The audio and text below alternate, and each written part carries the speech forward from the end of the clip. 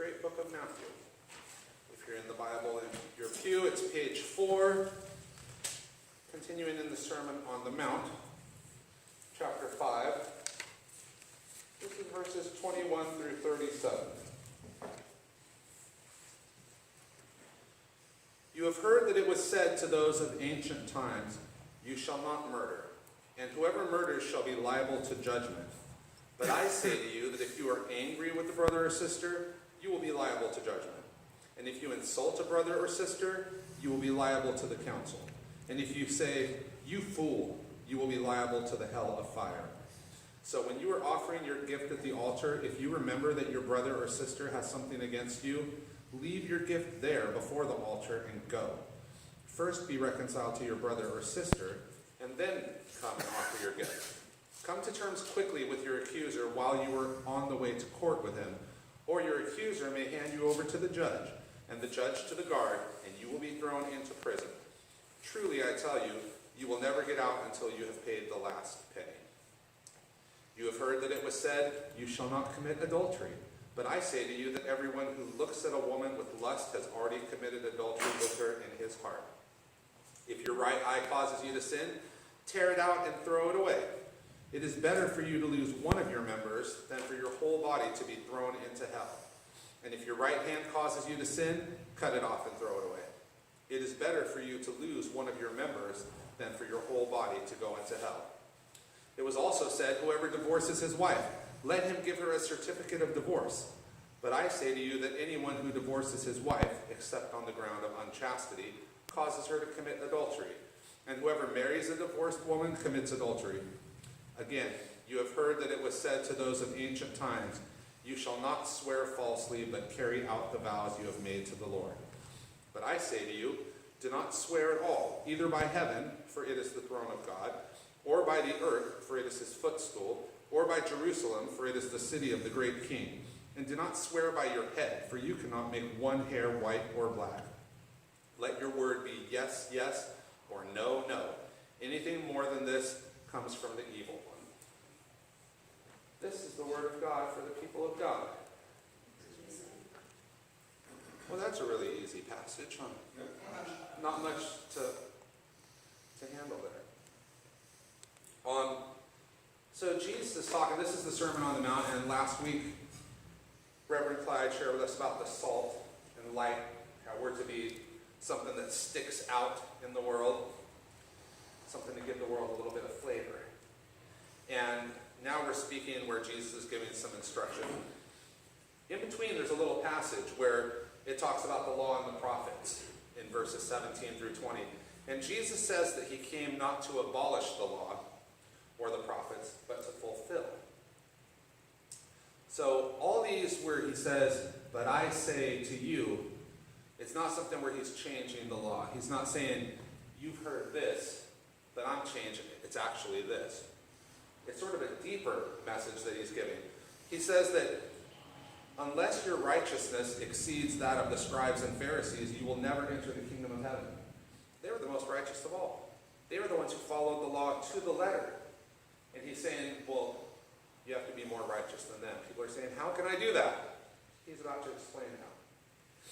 He's teaching that merely following the law is not what God wants. It's our motivation behind our obedience that matters to God.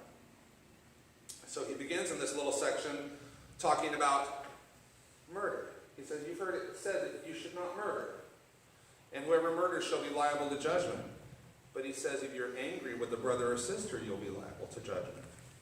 And if you insult a brother or sister. So he's talking about murder was the law given. That was the extreme case. If you do that, yes, you're going to be subject to judgment. But he looks at the root cause of the murder. It's anger. And he says, that alone is enough to give you judgment. He's calling for like a higher standard of behavior. He talks about when you're offering your gift at the altar, if you remember that your brother or sister has something against you, leave your gift there before the altar and go. You first reconcile yourself with the person who has something against you. And if they have something against you, it's not because you're blameless. It's not that somebody just doesn't like you. It's insinuating that you've done something wrong. It's hypocritical to come boldly before God when there's something out there. Jesus says, make it right with others around you before you come to God. He says, come to terms quickly with your accuser while you're on the way to court. Admit when you've wronged somebody. And make amends to correct what you've done. You can't just say, well, God's forgiven me of that, so poo-poo on you. I'm covered. I'm good. If you can make things right, do it. You've heard it said, you shall not commit adultery. But anyone who looks at a woman with lust has already committed adultery with her in his heart. Or a man with lust. Or anyone with lust. Adultery is the extreme case. But he points out the root cause once more. He says it's lust. And then he says about tearing out your eye if it's causing you to sin. Or cutting off your hand or foot. Get rid of anything that causes you to sin. Anything that causes you to sin isn't worth holding on to anyway.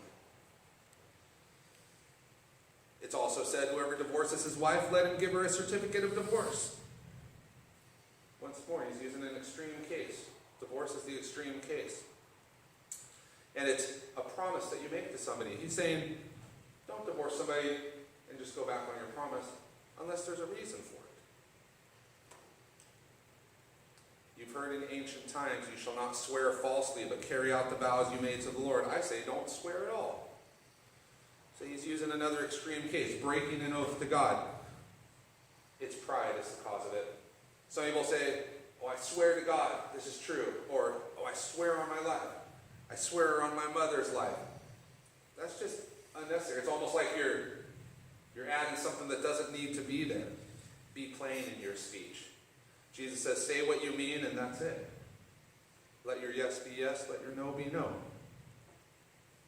So Jesus has given this speech to his disciples and to the crowds that are gathered around. This is right in the middle of that Sermon on the Mount. He's not teaching anything new here. We don't want to look at this and say, but I say to you, is a great change from the law. It's more a clarification. We're here in the New Testament today. And it's also called the New Covenant. It could be called the Renewed. It's about God is in the business of restoration. He's fixing things right. The very first commandment God ever gave us was be fruitful and multiply. And we messed it up from there. We got the multiplying down, but we're not very fruitful. Being fruitful and multiplying is his intention for us was to be productive and to increase in our love and in our personal lives. And he knew the best way to achieve this was for him to guide us, to coach us along the way to our best selves. In the reading from Deuteronomy this morning, it says, if you obey the commandments of the Lord your God that I'm commanding you today, by loving the Lord your God, walking in his ways, and observing his commandments, then you shall live and become numerous. He has it in order for a reason. God's first rule is to love him. Then to walk in his ways, then you observe his commandments. The Pharisees were just jumping to, well, we're following the commandments, but didn't have it in their heart. Jesus reminds his listeners, both them and us, of God's proper order for following us. We can't just skip to the commandment and say, we're dotting the I's and crossing the T's. We can obey God without having love for God. But we cannot love God without obeying him. The love comes first. Jesus reminds us to always love God first, then let that love lead us to walk in his ways as a final expression of that path to follow his commandments. And I want to point out something in that 2 Corinthians. It says, Christ, prepared by us, puts laws written not with ink, but with the Spirit of the living God, not on tablets of stone, but on tablets of human hearts. That's wonderful, because it's not the law that we need to be following as much as what's the love of God that's in our hearts. Jeremiah even says the same thing. So, God has given us a path to restoration, a path indeed to the kingdom of heaven. So may we follow his guidance in our lives to truly be fruitful and multiply. Amen.